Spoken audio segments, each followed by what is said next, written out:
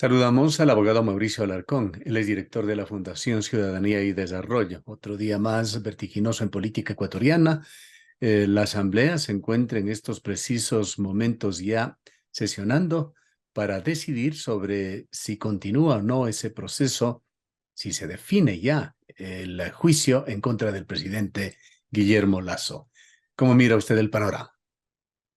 Gustavo, un saludo a la distancia para ti, para nuestra audiencia. Hemos visto desde el fin de semana más show y más circo al interior de la Asamblea Nacional. El hecho de que la Comisión de Fiscalización haya funcionado el sábado pasado al más puro estilo de aquella comisión de archivo que tan criticada fue en su momento, es la mejor muestra de dónde está la política ecuatoriana en algo tan importante como el futuro de un presidente de la República, de la función ejecutiva, de la estabilidad de un gobierno. Todo queda en manos de una mayoría simple por decisión y voluntad del presidente de la Asamblea Nacional. Así es que aquí estamos esperando la continuación de una historia que no termina hoy ni termina en estos días, pues con seguridad sabremos el desenlace la próxima semana, una vez incluso que se haya designado a las nuevas autoridades de la Asamblea Nacional. Las posibilidades de que suceda cualquier cosa están abiertas. Sin duda, completamente abiertas. Creo que la más fácil, la más rápida ha sido la de resolver la continuidad del juicio político en contra del presidente con una mayoría simple, que me parece incluso un absurdo considerando la importancia y la trascendencia de dicha decisión, pero los votos para una eventual censura y destitución se están contando día a día. Hoy los hay, mañana no, pasado quién sabe, porque ese es el juego de la política en nuestro país frente a la debilidad institucional, la debilidad de las organizaciones políticas y la enorme irresponsabilidad de los actores políticos. En lugar de representar a los ecuatorianos, simplemente se representan a sí mismos o a los capataces de sus partidos. Hoy dialogábamos con el asambleísta de Cuenca, Bruno Segovia, que ha sido gravitante, ha estado en el fiel de la balanza en esa comisión de fiscalización. Él opina que muy difícilmente se reunirán los 92 votos, pero habla insistentemente del hombre del maletín físico y metafórico, que es el que podría estar virando la balanza para un lado o para otro. Ha señalado que el gobierno se defiende a través de la distribución de espacios políticos, sin desconocer que por el otro lado también se mueven con todas las herramientas posibles e imaginables las fichas. La negociación es de lado y lado, Gustavo. El gobierno incluso parecería ser que al más puro estilo de un seguro de fianza se está acercando al número mágico, comprometiendo ciertas cosas, pero entregando en este momento solo una parte de ellas. Se dan reparto de cargos en provincias, pero aún no hemos visto cambios en ministerios o en puestos clave, lo que probablemente se dé una vez que el presidente salve el pellejo dentro de este proceso de censura y destitución. Los cambios pueden producirse en cualquier momento y yo creo que a eso hay que prestarle atención, en particular cuando no estamos de ninguna forma frente a un acuerdo de gobernabilidad pensado en atender los tres principales problemas del país, la inseguridad, la falta de empleo y la corrupción, sino más bien en simplemente salvar al presidente de la República y su estabilidad en un gobierno. Del otro lado, en la Asamblea, como tú sabes, de cara a un proceso de renovación de autoridades y renovación de comisiones, también los cargos están a la orden del día dentro de esta negociación y como lo he dicho hace un momento y tú también lo has mencionado, cualquier cosa puede pasar. Hoy podríamos decir que no hay ese número mágico de 92 en cuanto a votos que permitan la censura y destitución del presidente, pero el día de mañana algún hecho trágico, terrible, coyuntural, podría virar la balanza del otro lado. Hay que, insisto, estar pendientes esta semana y la siguiente de lo que será este proceso que vuelve a ocurrir en el país después de 90 años, ¿no? ¿Cómo se están moviendo las fichas y cómo está cumpliendo su tarea el Ministerio de Gobierno? Bueno, sabemos con seguridad que 47 votos de la Revolución Ciudadana en la bancada de UNES irán por la censura y destitución, pero 47 no son sino la mitad del número mágico que se necesita. Sabemos además que el Partido Social Cristiano ha perdido a 3 de sus miembros, no solo siendo una baja significativa de cara al juicio político, sino incluso bloqueando la posibilidad de que únicamente como Partido Social Cristiano y bancada puedan acceder a una de las vocalías del CAL el fin de semana próximo. Es decir, 13 votos sumados a los 47 se tendrían ya 60, que es un número que sigue distante de aquellos 92. ¿Cuántos se suman de Pachacuti? ¿Cuántos de la izquierda democrática? ¿Cuántos independientes? ¿Será que entre estos 3 grupos se suman los 32 que hace falta? Del otro lado también el gobierno afirma tener un número de votos suficientes como para impedir la censura y destitución de Guillermo Lasso. ¿A costa de qué?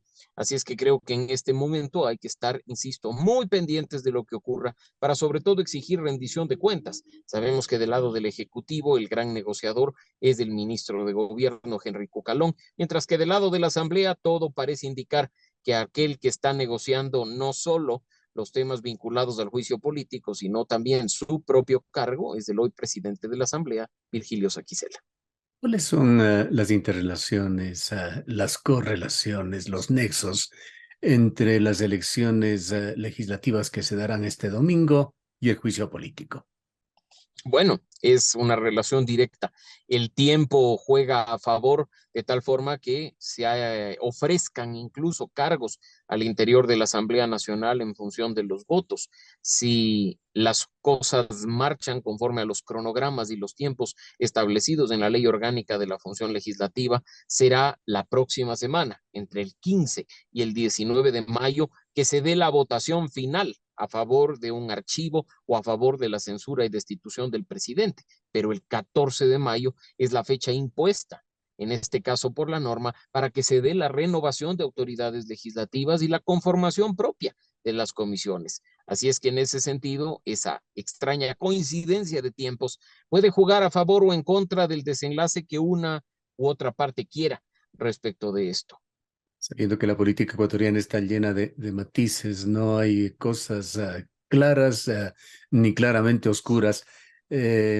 ¿Cómo se puede o se debe tomar el momento actual? ¿Es algo legítimo, normal en la política, lo que está viviendo, lo que está pasando en el país? Uno creería, Gustavo, que estamos tocando fondo, pero esa frase la hemos escuchado una y otra vez en los últimos años e incluso en el último par de décadas. Lo cierto es que seguimos más abajo y más abajo en cuanto a credibilidad y confianza en las instituciones. No es solo la popularidad del Ejecutivo la que está en sus peores niveles y en su peor momento, sino también la del legislativo, la del judicial, la de las autoridades en general. Y esto es algo que le va a pasar factura al país, nos está pasando factura a los ecuatorianos en general. ¿Qué más tiene que pasar para que toquemos fondo? ¿Qué más tiene que pasar para que los políticos empiecen a pensar en función de país? ¿Qué más tiene que pasar para que empiecen a trabajar en equipo para solucionar los problemas que nos afectan a todos en el día a día? La falta de empleo, la inseguridad, la corrupción, que no han sido atendidas no solo en los últimos 2 años, sino en la última década. La política parecería ser que en Ecuador únicamente está para satisfacer intereses particulares y para no pensar ni en los ecuatorianos ni en un sentido de país. Paralelamente vienen los cambios en las provincias, en los cantones, con sus administraciones a través de los denominados gobiernos autónomos descentralizados. ¿Cómo cambia ese mapa del país? ¿Qué influencias puede tener en la situación general? Hemos visto los cambios el pasado febrero, hemos visto cómo se han movido las fuerzas políticas. Creo que es innegable para quienes seguimos día a día lo que ocurre en la coyuntura nacional, ver que la primera fuerza política indiscutiblemente es la Revolución Ciudadana. Mira que ha cargado con las principales alcaldías y prefecturas de Ecuador. Le sigue en cuanto a fuerza política el movimiento indígena y eso cambia considerablemente el escenario nacional incluso respecto a la gobernabilidad. Mira que hoy, por ejemplo, hay una suerte de control del Ejecutivo respecto de los consorcios de gobiernos autónomos descentralizados, tanto con GOPE como AME, que también cambiarán sus directivas, cambiarán sus representantes y sin duda responderán a quienes tienen mayoría. Me refiero a estas dos organizaciones políticas antes mencionadas y esa correlación de fuerzas también a nivel local. Sabemos que juega un rol muy importante cuando de reclamar recursos o cuando de reclamar acciones del gobierno central se trata. Ese cambio, sin duda, insisto, va a generar ruido, va a generar problemas y esperemos que al menos desde el Ejecutivo haya la suficiente madurez para pensando en función de país y pensando en el bienestar de los ecuatorianos, en lugar de confrontar, se busque hacer equipo para resolver también los problemas a nivel local. Puesto todo en la balanza, ¿qué tan posible, qué tan factible es una destitución del presidente de la República? Factible lo es, y hay que esperar simplemente a ver cómo se mueven los votos y las fuerzas políticas al interior de la Asamblea Nacional. Como factible es que se salve, que el gobierno consiga los votos suficientes para bloquear el intento de censura y destitución que actualmente se lleva a cabo. Pero no debemos olvidar, Gustavo y amigos, que la figura del juicio político, a diferencia de la de destitución vinculada a la muerte cruzada, puede ser reactivada en cualquier momento. Y creo que en los 2 años que le restarían al presidente de la República, como ya lo han anunciado algunas fuerzas políticas, se buscará nuevamente enjuiciarlo políticamente, trayendo problemas de gobernabilidad y de funcionamiento común de las instituciones y del gobierno central. Hay que estar atentos para, así como lo hemos hecho respecto de este proceso, decir las cosas de manera clara y dejar en evidencia que acá no se está defendiendo ni a uno ni a otro lado, sino la institucionalidad y las normas constitucionales y legales que han sido burladas de lado y lado al interior de la Asamblea Nacional con el único objetivo de satisfacer intereses particulares. Y que se observa, por otra parte, en ese otro gran problema de Ecuador, el de la seguridad. Y pues vemos que ahí también el gobierno ha hecho guiños a propósito del juicio político, Gustavo. Es indudable que la designación de Paco Moncayo fue un guiño a la izquierda democrática. Además, fue un mensaje a la ciudadanía de que lo que se está tratando en seguridad es una guerra, en enfrentar una guerra contra el crimen organizado, contra la delincuencia transnacional, contra los grupos terroristas, ya incluso decretados así no solo por el Ejecutivo, sino también por la resolución del COSEPE. Ese mensaje de poner a dos héroes de guerra al frente de lo que significa la seguridad desde el Ejecutivo es un mensaje importante, pero que tomará mucha fuerza de cara a la ciudadanía y a los actores políticos cuando las acciones se plasmen en políticas públicas, planes, programas y acciones en concreto que le traigan el bienestar a los ecuatorianos frente a este problema que cubre lo largo y ancho del país y nos genera preocupación y problemas a todos. Superado el juicio político, cualquiera sea su desenlace, la mira se la pondrá en las elecciones del 2025. ¿Qué es lo que se perfila allí? Bueno, que no nos sorprenda, y espero equivocarme, que si el presidente de la República se salva, se anuncie su candidatura a la reelección en 2025, malentendiendo el mensaje de esa salvación, en lugar de declinar ciertas actitudes y buscar soluciones trabajando en conjunto con la ciudadanía y con los actores políticos, es probable que se entienda mal el resultado y se piense que esto es producto de el buen trabajo que está haciendo Guillermo Lazo en la presidencia. Lo hemos oído en más de una ocasión de su propia boca. Y ese mensaje equivocado puede traer igual consecuencias, que es inestabilidad y problemas durante los próximos 2 años. Este gobierno está apenas, Gustavo, a mitad del camino y queda mucho por hacer. Incluso queda la gran mayoría de aquel plan de gobierno que se nos presentó por ejecutar y por cumplir. Ojalá prime la sensatez y la madurez para, en el caso de salvarse el presidente de la República, poder aplicar correctivos a fondo que no solo van por cambios en ministerios producto del reparto, sino de hacer las cosas bien pensando en los ecuatorianos. En lo que se refiere a gobiernos seccionales aquí en Cuenca, Cristian Zamora es observado en sus acciones, se le ve con paso firme, hoy ha puesto a consideración de la ciudadanía, sometidos a un escrutinio al equipo de sus principales colaboradores. ¿Cómo está la cosa en Quito? Pues acá se está esperando la transición basado principalmente, Gustavo, en el hecho de que ya estamos hasta el fin de semana con un alcalde transitorio, que no es aquel que los quiteños eligieron hace 4 años. Tú sabes cuál fue el desenlace de Jorge Yunda, cómo Santiago Guarderas asumió la alcaldía. Hay muchos temas prioritarios en la ciudad que deben ser atendidos y que han recibido mensajes interesantes por parte del alcalde electo Pavel Muñoz. Me refiero no solo a cuestiones políticas como declaraciones muy puntuales y directas respecto de la presencia de concejales en directorios de empresas municipales, sino también, por ejemplo, posiciones claras y directas respecto del problema que hoy enfrenta nuestro mayor elefante blanco, el metro de Quito, que no termina de funcionar.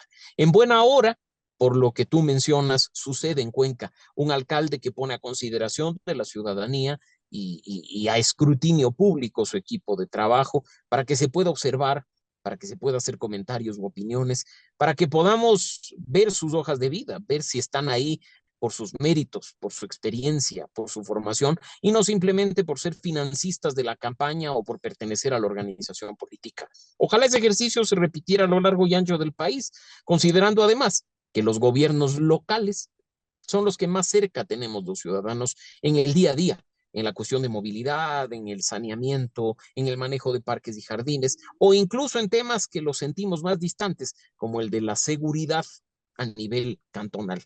Ese trabajo en equipo, en buena hora que se haga, tan pronto las nuevas autoridades entren en funciones. Gracias, Mauricio. Quedamos a la expectativa sobre lo que sucede en la Asamblea. Gracias, Gustavo, siempre a la orden y pues a estar pendientes de lo que suceda en la Asamblea, en el Ejecutivo y en los gobiernos locales tan pronto empiecen sus funciones.